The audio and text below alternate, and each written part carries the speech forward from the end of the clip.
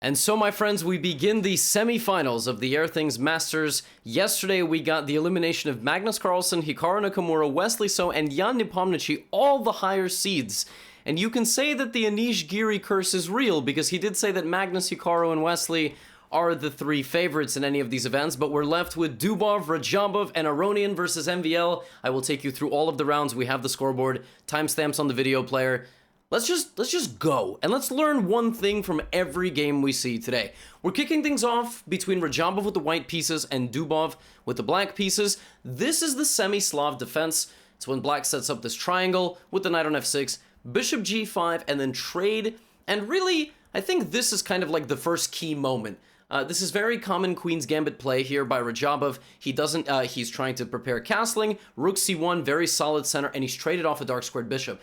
You'll notice that in a position where one guy has two bishops and the other guy only has one, the guy with the one bishop is regrouping on the dark squares. Most of his pawns are on the color of the square of the bishop that he's removed, and the other guy is left with a little bit of a passive bishop, which is why he develops it to b6. Now Timur plays knight e4, and in trying to get his pieces developed, Dubov trades off his dark squared bishop, leaving him with a little bit of a central disadvantage. But when you have a little bit of a lack of space, what you try to do, is try to advance with the pawns to try to get a little bit of more central action. You're going to see, watch exactly what happens. A few moves down the line, we get finally the move c5. As promised, with a little bit of piece shuffling, finally we've arrived at c5. Rook, pawn, knight, queen, all see that piece moving. And this, Dubov is left with a slightly unpleasant position. We see queen coming to c6, rook b8, and something like this. So here, Timur is slightly better, a little bit better. He's a little bit more active. His pieces are more centralized. Dubov it's not the prettiest defense. I mean, the rooks can't really move at all. So he tries to trade the queen. When you are slightly at a disadvantage, try to trade your opponent's most active piece. And that's exactly what happens. Dubov goes for a trade of pieces, and a little bit later, he gets this position. And Dubov has barely passed his own third rank, right? All his pawns are on his third rank, or the 6th rank for black. And this game, Rajabov was trying to pick a little bit at the position. There's actually a very funny trick here. This is not a free pawn. Why not? Always look for checks for your opponent. There is a check. King has to move. There is a check. And you lose your knight. That's why you always look for checks for your opponent if they're possible. That way you will avoid blunders.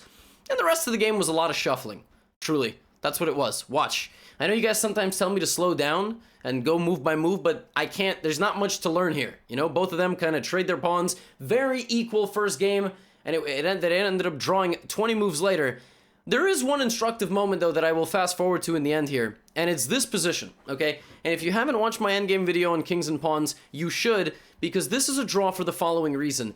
Neither one of them will touch these squares. These are known as the mined squares. Why? Because if, for example, king to f6 going for the pawn, I go king g4, black is in something called Zugzwang, Z-U-G, Z-W-A-N-G. That's how it's spelled. Germans, please don't yell at me. I don't know how to pronounce that word the way you do. The point is that black is out of moves. Black needs to cede and lose the pawn. The same thing can be said if white plays the king to the mined square first. They have to move, and like this, right? Or this, which is also bad. So the point here is that they just shuffle back and forth. I said we were going to try to learn one thing from every game today. The first game between Dubov and Rajabov is a draw, not 0.5. Not 0.4, 0.5. Okay. In the first round game between MVL and Levon Aranyan, we got a Spanish. We got this. This is known as the main line Berlin. Go look up the Berlin Wall. Very, thoroughly analyzed opening. A lot of maneuvering here for black is going to look super strange. It's going to be hard to understand, and it honestly is pretty hard to understand to the uninitiated. The point is that the players kind of like the most interesting moment of this game is right here when black has this structure, cannot castle because black already moved the king and then moved it back. Now black begins playing, first bringing a rook to the middle, bringing the knight out of danger. Now king comes up to e7, and here h5. And the point is that h5 is the way that black oftentimes gets this rook into the game. MVL here goes for a little journey with his horse. First that way, and then the other way. So the horses are out roaming. This knight is hitting two pawns. The trade by Levon, he plays rook to h5, attacking this knight. Knight comes back, bishop d7. Now, this knight's got a difficult decision. Does it take one of the pawns, or does it come back? He brings it to a7, taking a pawn, and Aronian says, let me get that knight. That knight is never leaving.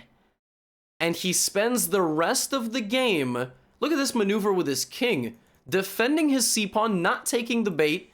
After bc6, bc6, the knight's got no escape.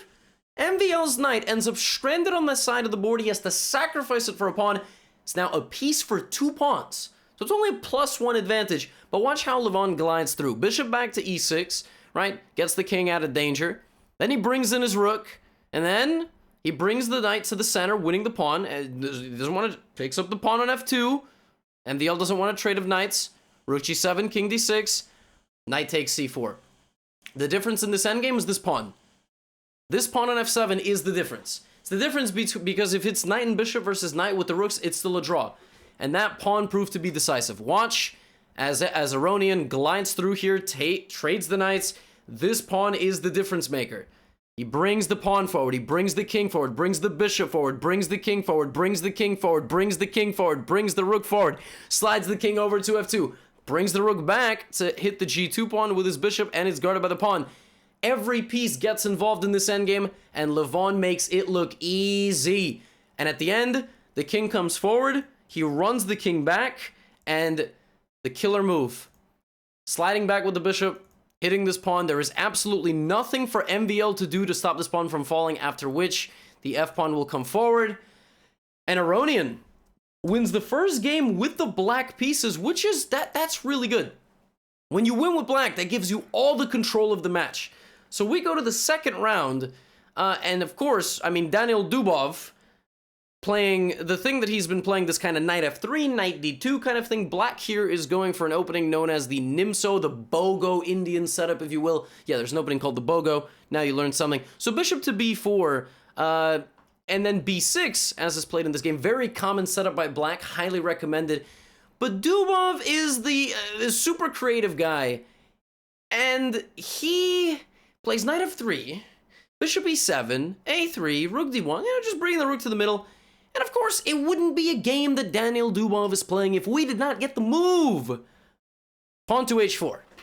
Of course, a Dubov game must feature the move h4. The point being that you want to play bishop to g5 potentially in the future, and then trade. And then when you get your knight there, the queen and the knight threaten mate. Mate is good. Mate is a good thing. It's good to checkmate your opponents. But Dubov also brings all his pieces out and just, look at that. Look at all this space that he took over here. This, all under control. Maybe g4, g5 in the future. But Timur says, look, man, you're creative, but look at this queen e8. The point of queen e8 is I want control of this diagonal, and I want to bring my rook to d8. I want to simplify, get your rook off the board. The less pieces that are on the board, the lower chance that you're going to attack me. And Dubov doesn't want to trade, but in trying to avoid a trade, he lets Timur kind of activate his pieces, has to trade the bishop, and like I said, more pieces come off the board, less of a chance Dubov is going to be able to play this for a win. Timur plays b5, offering an exchange on the queen side, and knight to a6. Now Timur's got a dominant queen, actually. Timur here has got a bit of a better position, but after queen c4 and queen b7, alright, this knight's getting in, but what's happening? King e2, even this super awkward defense with the king in the middle, there's nothing for Timur. You know, we get rook d3, knight b4, and, well, the players have had enough. They just end up shuffling the pieces. He has to shuffle because b3 is weak. Timur doesn't necessarily have to play the move knight to b4. He could have kept the game going here. For example, there was a cool idea here to play bishop to f8. You say, what does that do? Well, the point is, what does this do? What does white do? What does that do? What does white do? So let's say white tries to hide the king on g2. Black can play a4. It's like, what? I just take that. Yeah, but now knight b4. And the difference is now the queen is not in the territory. So the queen has been disconnected from the defense of the pawn. Look at that. Sack a pawn, force a queen out, and lock the door behind it with knight to b4. Queen e4 is a possibility here, and the game is complicated. But Timur taking no risks and ties the match 1-1 with a couple games to go in the rapid. In the second game between Levon and MVL, now Levon's got the white pieces. Levon plays a really weird 2 knights. This is very unique. He plays the Jobava London with knight b5, forcing MVL to play knight a6. Then he brings the knight back, and develops his pieces, castles, and strikes in the center with e4. Then he plays e5, knight e4, rook e1, the knight jumps to e6. It was a very weird game. But then MVL played a really cool move. Knight takes f2. If king takes, you have discovered check, and the knight is being lost. But Levon plays queen e2 here. And all of a sudden it's like, wait a second. If I take on e5, there's just a fork. There's just a fork. I mean, I'm just forking you. And even what happens in the game, he ends up just forking him, trading all these pieces, rook d1, and look at this. You can't take the queen because of the pin. I take the pawn, you still can't take the queen because of the pin. So queen c6, queen e2. So what's the count? Levon is just up a rook for a bishop. A rook for a bishop. That's it. He's just an exchange up. It's a completely winning position for white. So MVL here, I know you guys can't see it. You don't have a clock. MVL starts to play the timer. He starts playing really fast moves. Really, just really solid and fast moves. So look, he gives a check. Then he picks up the pawn. Right? Then he brings the queen back. Then he brings the queen to the side. Take, rook f1. At this point, MVL's up like 10 minutes to 2. Something insane. He's just playing really fast. And the clock is a piece. As crazy as that is, I mean, you gotta understand that if black does nothing here, it's up to white to figure out how to win this game. And then MVL said, who's playing for what? Here's h5. I'm gonna play h4 with my bishop defending. Hit the bishop, force you back. I'm gonna slide in here with my queen, pressure the pawn. And Levon, look at this move. Bishop e7. You say, well, what does that do? Opens up the rooks. Okay, I take. It's not checkers? It's not checkers, I don't have to take? Bishop c5? In this position, Levon was +9. There's a move in this position that's completely winning. It stops the problem of bishop to c5, and there's just a very nice tactic. Wouldn't it be nice if we could play queen to e6, pinning the rook to the king, and then queen takes f7? How do we do that? Who's defending e6? This is a removing the defender exercise. Rook takes bishop, pawn takes, queen e6, game is over. Doesn't matter if you give me a check, you cannot defend queen takes rook. I will move my king if you give me a check. That's not a problem. You say, well, Levy, so what? What if I take on f2? Yeah, check. Huh? You're getting obliterated here. Rook comes back to f7. I take this with check. You lose everything. All right?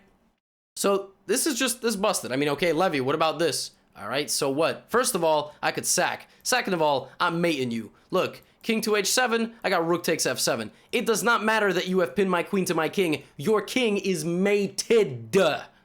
Game over. And Levon didn't see that. Levon missed rook takes d5. Instead, blundering this, I don't know if blundering is necessarily the right word, maybe, and going for this endgame, where it's 2 rooks for a bishop. The players ended up playing a little bit longer, trading, but look at this, kind of a cool little trick here, rook d3. Can't take this because of this. Look for checks for your opponent and how they can attack your most valuable pieces. And again, there was a lot of maneuvering, not a huge amount of things occurring, some repetition. This game went like 20 more moves, and it was drawn on move 74. As you can see, not much has changed, okay? But the players basically just decided that, all right, this was how we were going to repeat moves. I move my rook, you attack it with the queen, I move, you attack you. The game could have proceeded, but they chose to draw it here. Levon missing a chance to basically knock out MVL. Like, not from the tournament, but knock him out for the day. Up to nothing, no chance of losing, but it's a draw. MVL is on the board, and we go to the third round between Rajabov and Daniel Dubov. This one, very similar, actually, to the defense that we just saw, but a little bit different. And then knight a6. Really interesting way of developing the position here, right? a3, knight c7, bishop g5, knight e6, bishop h4, bishop e7. Watch this. Thematic. This is an idea in the Queen's Gambit Decline to put the bishop on f5, trade it for the light-squared bishop, and defend it like this. That knight's journey is a6, c7, e6, g7. Do not try this. As I have told you throughout these recap videos, don't do that. All right, don't move the knight 4 times in the first 11 moves, let alone put it on g7. It's not a bishop. That's where bishops belong. But this game was a very thematic, it's called the minority attack in the Queen's Gambit Declined. It's when white has 3 pawns on the queen side, black has 4 pawns, so white has the minority of pawns, black has the majority of pawns, but you advance the pawns, and by the way, if you're wondering why bishop takes b4 did not occur, bishop b4 does not occur because of rook here. And you say, well, Levy, so what? I just protect. Yeah, but in many positions, knight to a2 is possible. First of all, to hit the bishop with the pawn behind it under pressure. And in this particular position, there is just the move e4. And e4 just wins. e4 is winning because you're threatening to apply pressure to the pinned knight. e5, and the game is over. You just win. And if de4, well, then I play knight e4. How do you protect this? Say, Levy, that's easy. I just play bishop back to e7. Yeah, it's easy. What about rook takes b7? So what, Levy? I just castle. You're stupid. You don't know anything. First of all, you're not wrong. But in this position, I have the very cool bishop f6. Bishop f6. Remove the defender of the bishop. Rook d7. Levy, oh, that's a fork. Okay. All right, Levy. You're not so bad after all. You proved your point. So that's why this pawn on b4 is not under attack. It's just going to fuel white's attack, and Rajabov gets the game to this position with this pawn structure, where it's a 5-on-5, but this is called a backwards pawn, which means there is no pawn behind it supporting it, and the square in front of it is under control. And as this game went on, it's going to be like 30 moves now of shuffling pieces, just not letting that pawn move, and Dubov creating some good defensive technique to suppress the pawn from moving. By the way, Dubov played h5. Like I said, it's not a Dubov game unless that move happens. A lot of moves later, time trouble, both players. Look at this. A transformation occurs. So now white is up a pawn. Finally, Timur won his pawn. But that pawn is so bad. It's not being able to move. Okay, well, let me trade the knight. Now I have a knight versus bishop endgame with an extra pawn. And what happens a few moves down the line is he's trying to get that bishop out of there. And right here was his shot. There was a moment in this game where Timur could have taken on d6 at the right moment. A few moves later, we're going to get a very similar position. Watch. Like a few moves later, like he can take on d6 and transform the endgame into one where he is just slightly better. Especially if you go a move or two back, like when the king was here, like right here, he could have in this position, like even like when he played, for example, knight to b5, rook a6. This is kind of like the one chance that he had. He can trade the knight for the bishop.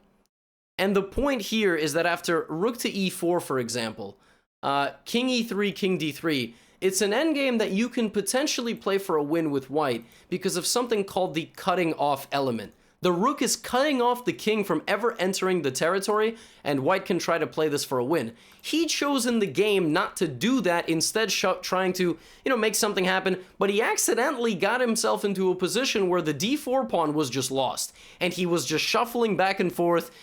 He's got no way of defending this pawn, so he says, all right, well, I'm not going to shuffle back and forth. Let me create one more winning opportunity for myself. Why is there a winning opportunity here? Because the rook is cutting off the king. White has more active pieces, and white is closer to his opponent's weak pawns. And watch. One bad move from Dubov, one pawn push on the 70th move of this game is all Timur needed. He plays rook d2, bishop moves. Uh-oh. And if you take, I play check, and I fork you, and I pick up all the rest of your pawns. So now Dubov has to go back and scramble, and the knight jumps to f4, pressuring this, the rook slides into e6, and it's all over. At the end, this is the final position. It takes 82 moves, but Timur Rajabov strikes first against Daniel Dubov in their match, and he is up 2-1. And it kind of felt in this game like he neutralized everything Dubov was good at. Dubov wants a creative attacking position where he can put pressure on his opponent. And Timur sucked the life out of him for 50 moves defending passively. And Rajabov is up 2-1. All he needs is a draw in the final round. And he wins their first matchup. In the third game between MVL and Aronian, well, we got more of the same. This one was a Berlin, right? And this game was honestly not the most exciting. There was one cool idea early on where MVL played e6 and bishop takes c7, and then he was applying some pretty steady pressure, it felt like. Look at this, like his knights his bishop. And then right here, look at this. Bishop d6, you can't take me. So my bishop's on your doorstep. Then he brings the f-pawn in. Knight slides back to e2, bishop c6. But Levon slowly started activating his pieces. Knight and bishop. Although I have to tell you, this game was a lot more exciting than it looks here, because Levon's knight seemed trapped for most of it, and Levon, right here, had less than 30 seconds on the clock. Levon had almost no time. And at this point, after king e7, Maxime had to play rook e1, lining up a threat here, trying to get his pieces to infiltrate on the 7th rank and put some pressure. But he played a4, and again, he had another chance to do it a little bit later, but he tried to advance on the queen side, and Levon got enough counterplay with this move d3. A brilliant move d3, sacrificing the pawn to take the knight. And now if de4, you have this. So he has to bring his knight back and rook d3. Look at that. Just one more time. The rook is blocked by its own pawn. So Levon sacrifices it, takes, and gets it in by giving the pawn away and then winning it back. And this was all the counterplay that he needed. Now both sides have, you know, rook knight and 4, rook knight and 4, and not too much else occurs. They shuffle pieces back and forth and they make the draw. But a very nice idea by Levon, sacrificing the pawn, X-ray defense. That's when you protect something through a row of pieces, right? You protect your own piece, you see your own square. And now this one, Aronian is up 2-1, and we move to the final round of the day. There is no blitz today. That's only being played tomorrow if the match is a tie. So first, Dubov, Rajabov. Normally you see this, and you see the Sveshnikov. Actually, this move order is called the Kalashnikov variation of the Sicilian defense. Knight b5, d6. And we get a mainline Sveshnikov defense from Rajabov. It's actually Dubov who plays this with black, but Rajabov plays this against him. The point is that you park your bishop on h6, it sees the entire diagonal, and Dubov has to win to even the score. So what does he do? He plays weird stuff. I mean, it's a Dubov game. He plays h4, he gets weird. Northern Lion fans, he gets weird. It's time to get weird. Bishop f5, king h8. Let's bring that queen over there. It's time to pay up, Timur. Bishop takes f5, e5, f6, rook d1. This pawn is weak. I want to bring my rook up and over. That's exactly what happens. But Timur is no slouch, man. Rook d3? Oh, you want to fight? Okay. e4. I'm going to hit this rook. Knight takes f6. Dubov initiates craziness. Danger levels. Rook is hanging. I'm going to take this pawn, sacrificing my knight to get rook takes d6. Now, if you take, and take, I take you, it's mate. The only move that Rajabov had here is queen c8, holding everything, but it's kind of unpleasant, difficult to play. If f6, which attacks everything, black can play the move knight e5 here, for example, and somehow everything is held together for black. But he plays rook takes f5, attacking the queen. And Dubov plays the only move in the position that doesn't lose immediately, not taking the queen, because then he would lose his queen. Not taking on h6, because again, if you take, I go here, because here there's the amazing look for checks. Take, look for checks. I drew the wrong arrow. Look for checks. The queen gets out of danger with a check, and then you would lose your queen. So that did not happen, and instead rook c6, what? The queen is hit, the queen is hit. If you take me, my queen gets out of danger and takes you. And what happens in the game? Rook takes f2. If you had taken me, I would have taken on f5. So what does he do? He sacrifices the rook on f2. That's called a desperado. You know you're going to lose the rook, so you sacrifice it for the pawn with check, then you take. Now we get king g1 to get the king out of danger. The count of material completely equal. A nice crazy position. Rajabov, cool as a cucumber, less than 10 seconds on the clock. b4. Can't take me. Oh, wait, you can. Because if you take the knight, there's mate. Okay, well, let me take back. Oh, let me bring my queen to b6. Check. So you can't take my rook. Now I play rook f8, a3. Let me push this pawn. It's a passed pawn. Queen to e5 monitoring. Rajabov plays queen to g6 with less than 10. He played queen to g6 with 1 second on the clock. Played queen g6 with 1 second on the clock. Knight d5 and the queen jumps in. That's it. Once the queen has activated itself, you make the rook passive. Queen f2. Now you are monitoring this, and the advancement of the pawn. We get queen e7, e2, knight c3. Wait a second. If you make a queen here, I'm just going to take. Wait a second. Hold on. And if you sacrifice and then bring in rook to f1 and king to h2 and then make the queen, you're mated. On the back rank, it's back rank mate. Wait. What? Who is gonna guard this? The queen can't take, wait a second, what? Timur. Oh, Timur. Bishop to g5. If you take this with the pawn, the queen no longer sees h4. Mate. And if you take it with the queen, which is the only move, I make a queen. And that's it. The rest of the game was Timur basically bringing his queen and his rook, hunting down Dubov's king, picking off his pawns, hunting the king. Both pawns lost on both sides of the board. And on move 53, look at this little trick. You cannot take the queen because it's pinned, and Dubov resigned because in this position, you are not beating anybody. And Timur Rajabov defeats Daniel Dubov and takes a 1-0 lead in their mini match. And that brings us to the final game of the day. The game between Levon Aranyan and Maxim Vachier-Lagrave. MVL has got to win this game. So what does he do? He doesn't put anything in the center. Look at this. He doesn't put anything in the center. No pawns. 2 fianchettos. He's trying to bait Levon into overextending and making the game complicated. If you are in a 5-round fight and you've lost the first 4 rounds, what do you have to do in the 5th round? Knock them out. And what do you want to do if you won 4 rounds? Or keep doing what you're doing. Just don't get knocked out. Right, but in the game, MVL didn't get Levon to overextend, and instead, we got a relatively normal-looking, well, okay, as normal as this position could look, whatever this nonsense looks like. But Levon, look at Levon's position. I mean, he's got all the space in the world, and the second MVL tried to push in the center, Levon shut that down. He's like, nah, I'm not trading in the center. I'm going to keep pushing on this side of the board. Rook takes f5, knight f8. I'm going to keep pushing on this side of the board, because again, MVL has to win this game. Levon doesn't have to win. So again, he wants queen takes a7. He's like, dude, take my pawn, please. Please, so I could play rook 8. Please. Nope. Queen d1. h3, bishop, and now bishop, look at this. Bishop g4 volunteering himself for a trade because the queen will get active and I will remove one of your active pieces. Bishop to f5, again volunteering for a trade. It's a nice move, trying to get in here. But now the queen is here. And now let me trade some pieces. Look at that. Levon swaps off a couple pieces, then finds the nice key move, g3, extracting the knight. The knight is too powerful. Knight jumps in, and here is a really classy move. Rook to f3, up a square. This is a GM move. The point is that if you try to jump in here to b2, I'm going to hunt your knight down, and your knight has no escape. I've locked away your knight's only getaway square. Cannot go here.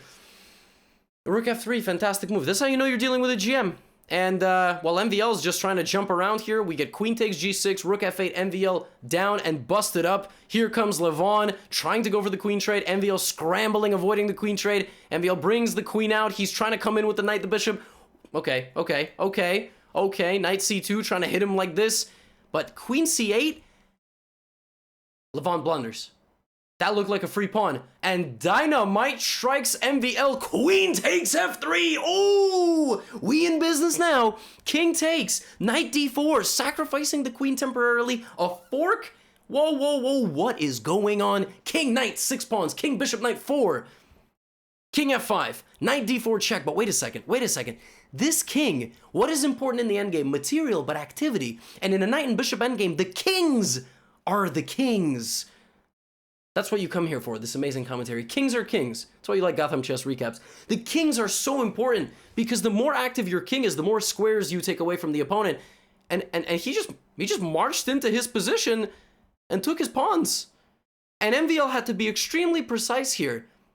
And bishop f2 was not the move. Apparently here, if I remember correctly, first of all, MVL could have just taken, but I think a5 was like something the computer was recommending. And the point is that, again, if you try to hunt my pawn down, I play knight d2, take, knight takes c4 check.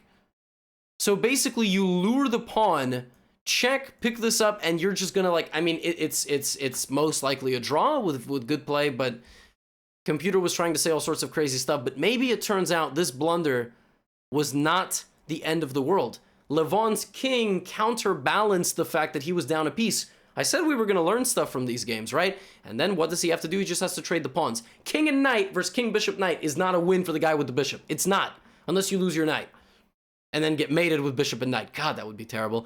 And actually here, after king to f7, Levon pushes and it's like, wait a second. Wait a second, what? Ha? Ha? What? Wait. Whoa, whoa, Levon, can we talk about this? Levon, can we talk about this, please? Please? Can we?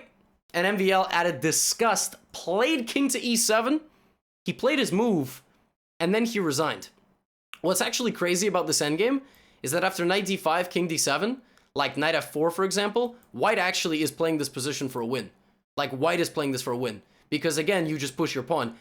If you had only one pawn left, the enemy knight would sacrifice itself and it would be a draw. But in this case, you are playing for a win. Crazy game. Levon blundering queen takes f3, or I don't know, maybe he's some sort of genius, but he wins as well. The first day of the semifinals is over, and Levon Aronian and Timur Rajabov both have a lead.